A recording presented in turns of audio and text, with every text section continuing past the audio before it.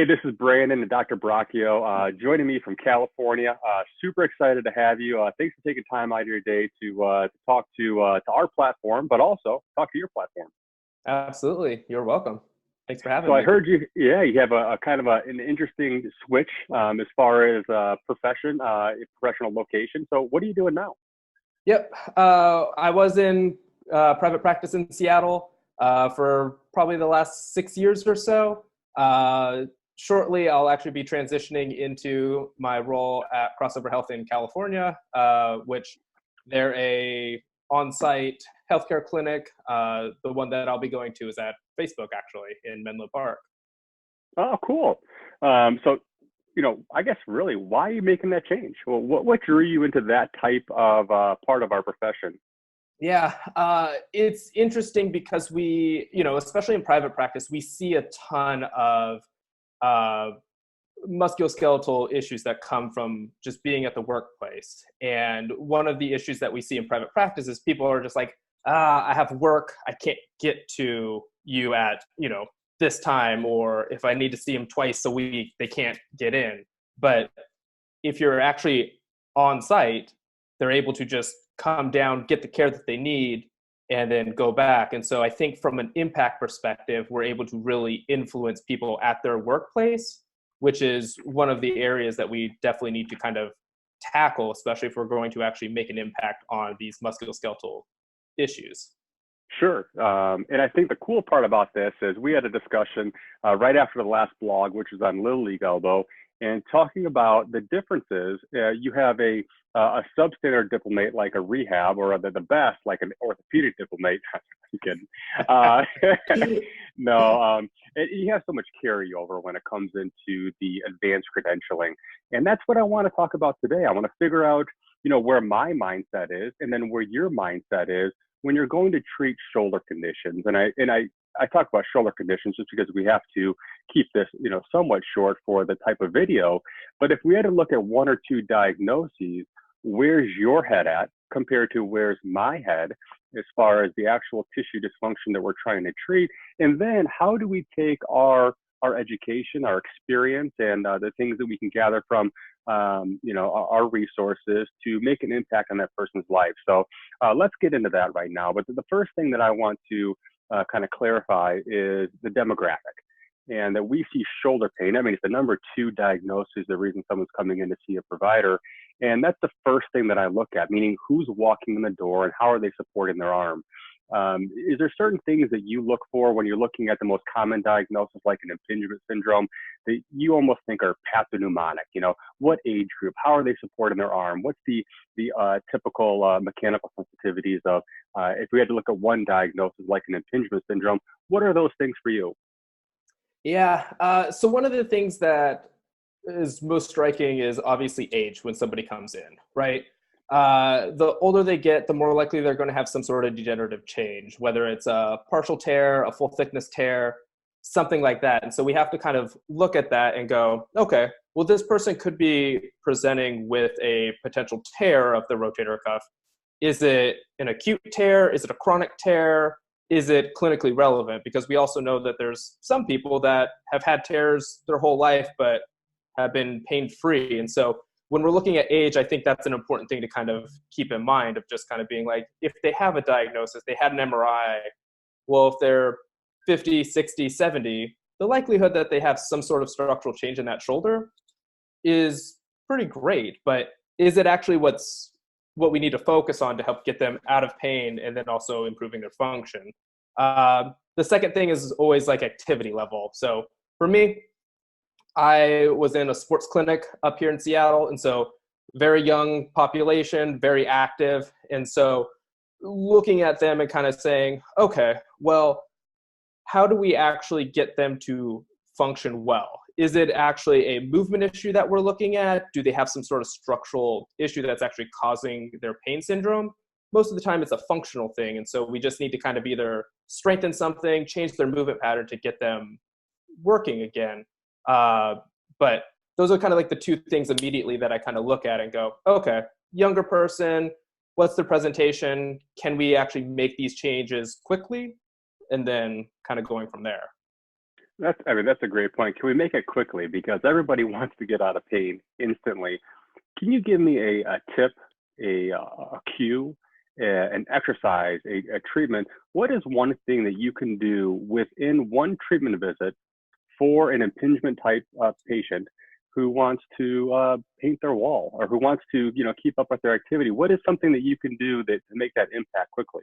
Yep. So when it comes to my assessment, while we're looking for like a structural diagnosis of, some sort of tear or labral issue, something like that, one of the things that I like to kind of look at is if they're coming in with pain, let's say that they're going to paint, what can I do in visit that I can show them that, one, that they don't have, that pain is not going to be forever, that we can change it, even if it's not completely resolved, but close to.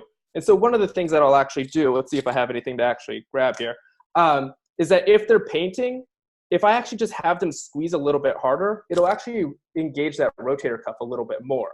Oh, And really? so if we're kind of going, okay, if we're going to paint, I want you to pretend that you're going to try to crush this highlighter and then go up and down like you're painting. If that helps to relieve the pain, then I instantly think rotator cuff strength or rotator cuff activation is what we need to do treatment-wise. But then also if they have to paint that weekend, squeeze a little bit harder and then do your thing. That way they can get through their painting. Oh, I've never heard that before. I'm going to have to look that up. I appreciate that. Now, getting into that mindset, do you start exercises day one? Or there's data on both sides, calm things down before build things back up. And then I have the mindset of I'm going to rough things up and get things moving and straighten as soon as possible. And I'm not saying one's better than the other. What's your mindset? As always, it depends on the individual. If someone is in a lot of pain, they are scared of moving, sure, we might lean a little bit more on the passive therapies and not really just go into exercise and strengthening. But I think for most people, if we kind of just let them know, well, we're going to do some things to work on the pain modulation aspect, but we're also going to start strengthening or changing your movement patterns now, most people are going to be on board with that. And so I always try to find something that the person is able to do day one, whether it's just they grab a lacrosse ball and we're going to just work on some self-myofascial release. If I just have them doing some active movements, whatever it is. But, most of the time I'll have them grab a band at least and do something that's within their tolerance. And, personally, I'm okay with going into pain typically. Some of the research, there was a systematic review that looked at pain with chronic issues and said that the outcomes are actually a little bit better in those that went into a little bit of pain versus a no pain approach. And so, obviously we take it into account what the actual person in front of us feels about that. But if they're okay with it and they're on board, I'm more than happy to kind of just start with that rehab approach day one if I can. Yeah, absolutely. And I'm not positive on that paper, but one thing that I've always focused on was another paper saying that in the strengthening model, that if you're doing eccentric exercises to strengthen anything, you should feel a little bit of pain. You should feel a little bit of a pull there. And if you get to that 3 or 4 out of 10, that's okay.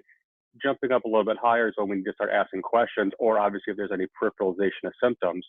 But getting back to that point of the question, how many exercises or ADL modifications can you really make in one visit with somebody? I mean, can you make 15 recommendations or can you make one, or is there a happy medium? It depends. It depends on the person. Again, Sure. like some people, they come in with their notepad and you tell them 15 things to do. They wrote all 15 things down. They're going to do them. Most people, I'm aiming for maybe 1 to 3 because Okay. they're going to forget at least one of them. And so if I only give them 1, at least I think that they're going to remember that 1. If I give them 5, I know they're not going to remember all 5. And so I try to kind of make it very simple, and I try to pick the most impactful ones. So like your example of the painter, if there's only one thing that I'm going to do, I'm going to try to change this motion when they're painting.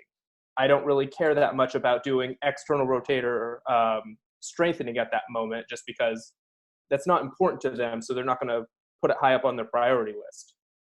Okay, so looking at their hierarchy of things that they have to accomplish in their day to make sure it fits within their schedule. Obviously, if they're a painter, they can't get on a machine, get on the floor, and do the best exercise. but you're looking at what are the things they can do to help make an impact on their daily routine. Yeah, Is that correct? yeah. One of the complaints that we all have is usually compliance, right? And so if we all have our perfect program that if somebody comes in with a rotator cuff issue, let's say, we want you to do these 10 exercises and to avoid these 10 things. Yeah, of course. But most people aren't going to have 30 minutes, an hour to dedicate to whatever we're suggesting. And so if we can just kind of pick a couple of very important things to the patient, it helps kind of create that relationship because they go, oh, you know what? When Dr. Steele recommended this exercise, it got me through painting. You know what? He knows what he's talking about. Let's get further into this to kind of really help with the shoulder. And so I think that's where I come from with like the most important thing to the patient, because then eventually they start to really take your advice seriously and go, oh, you know what? It was a little bit cranky. I stopped doing this. Maybe he can actually get it so it's not a problem, in the future as well. Yeah, and that's probably the hardest part is getting people out of pain. A lot of people are successful in that. Keeping people out of pain seems to be the more difficult of the two phases of care, whatever people want to call it. But that's what gets me excited with treating rotator cuff patients is that there is an inherent weakness in those muscles. And there's obviously a kinetic chain that goes into that. But when it comes to the actual breakdown, partial tear, full thickness tears, but when you start to have an actual weakness in the rotator cuff muscle, what are your go-to? Are there a certain number of exercises? Let's just take one of them. Let's take the external rotators. Are there certain exercises that you like the most? Yes. It depends. If we're looking at specifically just like external rotators, Yep, I actually like somebody laying on their side and doing external rotation on their side with something fairly heavy. Because a lot of times, the traditional exercise is just band, external rotation, which I feel like is typically pretty light. And so I like to actually have them on the ground, a little towel underneath their elbow, and doing external rotation that way, because then we can use a heavier weight and provide a little bit more resistance. If we're looking at strength, we need enough force to actually cause an adaptation. And so I'll do two different variations. I'll have elbow bent, external rotation, and then I'll actually have them just do a straight arm variation as well, just kind of working in a couple different planes. So here's one that's not on our outline that I'm going to throw your way. Sorry, it's a little bit of a curveball. I apologize, but I've got to do it. So those are two exercises that I actually use also that we have within ChiroUp that I think are safe. They're effective and they're safe. However, one of the people who I admire most who is Ben Kibler, orthopedic surgeon, and he's done a lot of leg work as far as the research. He doesn't know me, but I'm a big fan of his. And his exercises, and I have them in our program. However, they're very much quick exercises, going into quick internal and external rotation, having the arm in more unstable positions and fully external rotation from a standing position with weights. How do you feel about that? How do you feel about challenging the arm quickly as compared to loading it up and moving it slowly? It's interesting because when we're looking at just exercise prescription, there's our common things that we can modify: intensity, duration, frequency. We could change all those kind of things. One of the things that we typically don't talk about is complexity, right? And for that example, if we're having somebody do something quickly, it's a lot harder for the system to actually be able to do that. And so I like that as a progression. Is it necessarily where I'd start with? Probably not. I want people to kind of be able to rehearse the movements first and then build up into speed. And, that typically stems from my background in basically tendon issues, in that when we're doing a lot of like intro exercise progressions, we're using a heavy, slow exercise progression. And so we're going heavy and slow, and then eventually building up into quicker movements. Okay. Good. Yeah, I'm taking notes. I get to learn from you today. It's really exciting for me. And I think that's really the case with most progressions. I think that if you took a golf club and made it 2 pounds, what do you think would happen? I don't even know how much like a regular like golf club ways. I'm not a golfer. You'll get there once you put on a couple of years, but no, but if you're moving, it's too frustrating. that means you must be athletic. And one of the things that I've learned with golfing is that it takes everything you know about athleticism and reverses it. You have to go slower. You have to swing with, not as strong, play slower, think slower. We'll get into that on another interview. So that's too much motor control for me. I think it might be some psychological control at some point also. What about those people that do have an inherent weakness in the shoulder and they maybe have reoccurring dislocations? What about those patients? Yeah, those are the tough ones, especially, when you've had multiple dislocations. You have to think that all of those passive structures, the ligament, the capsule, all of that is now lax. And so we have to go from, well, if the passive stability just isn't there, we have to build up active stability, which is going to be through the muscles, right?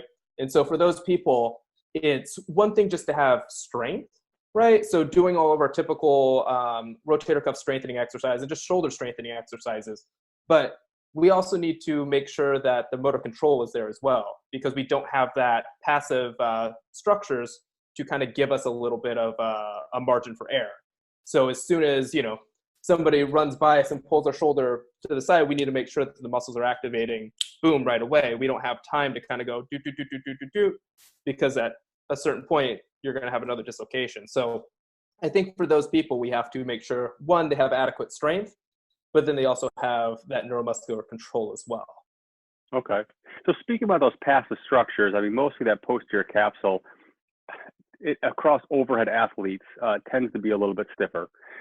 What do you use as far as treatment techniques in your office to help stretch that out and to regain normal range of motion? So that's a tough one, because I'm not actually sure. In terms of actually being able to influence the actual capsule. Okay. From what I've seen, like doing like a sleeper stretch is one of the more common exercises. Can we do maybe some myofascial release, some instrument assisted stuff on the posterior shoulder to kind of help? Maybe, but I don't know if that actually is going to influence the capsule per se. You probably have more insight into that than I actually do. That's why I'm asking.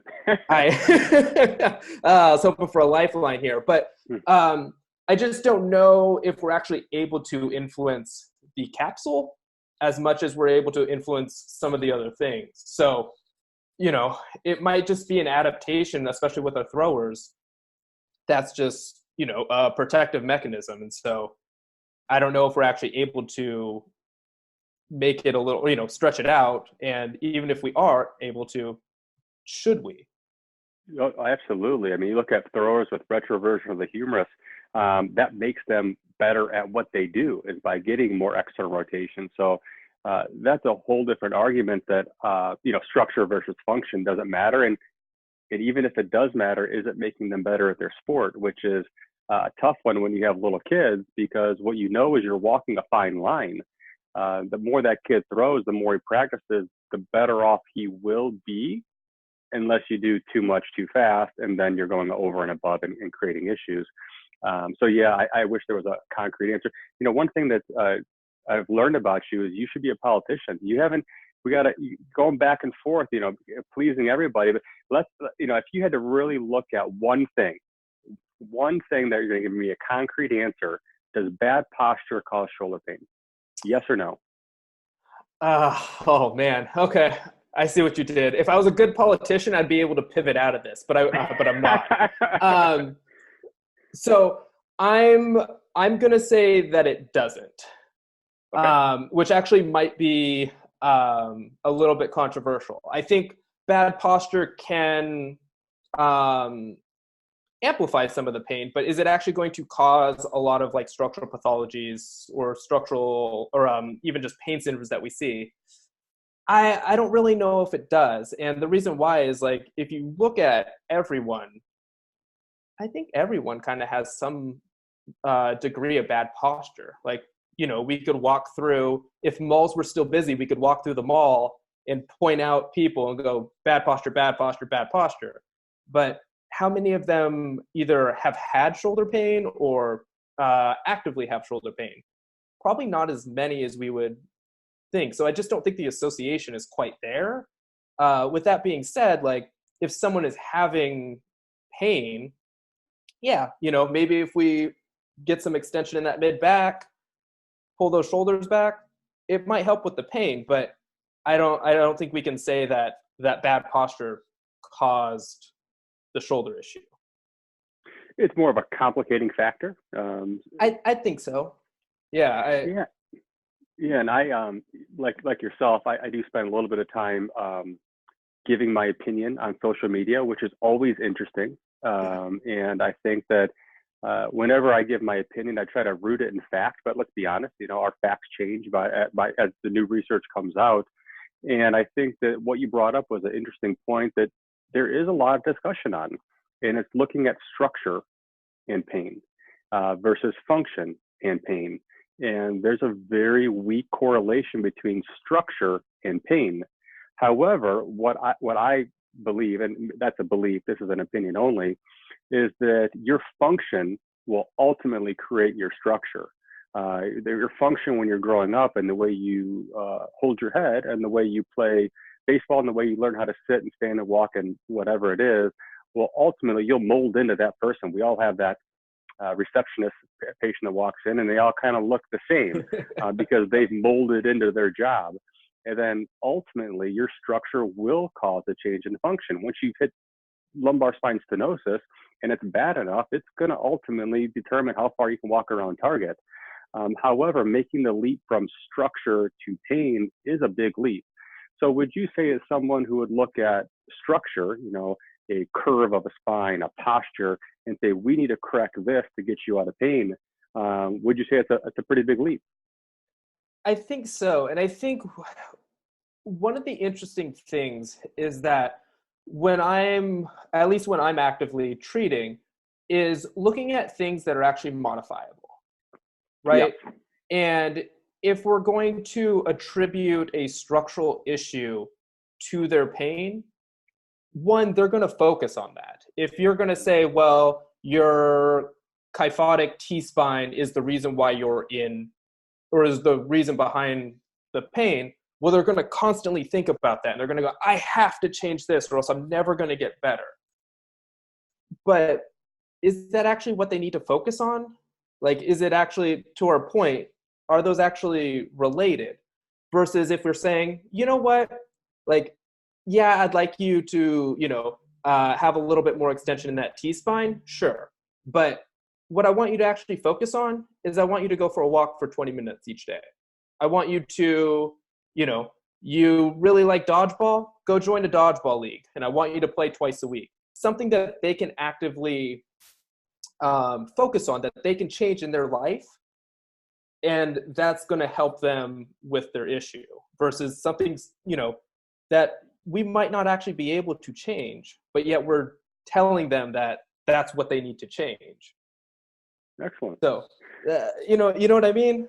No, I do. And I think words matter. And I think that when we look at pain, you're looking at a summation of things that happen musculoskeletally, but also psychologically and systemically, and I think that some of us are really good at more MSK. Some of us may be better at the systemic with maybe, functional nutrition and that kind of stuff.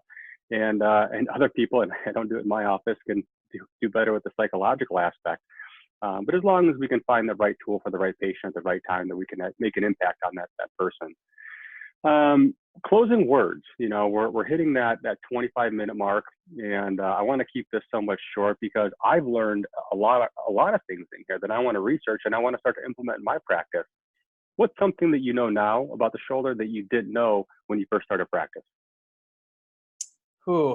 So one of the things that has really changed how I actually approach shoulders is, especially going through school, we're so focused on figuring out like the specific cause, the specific tissue that's at fault.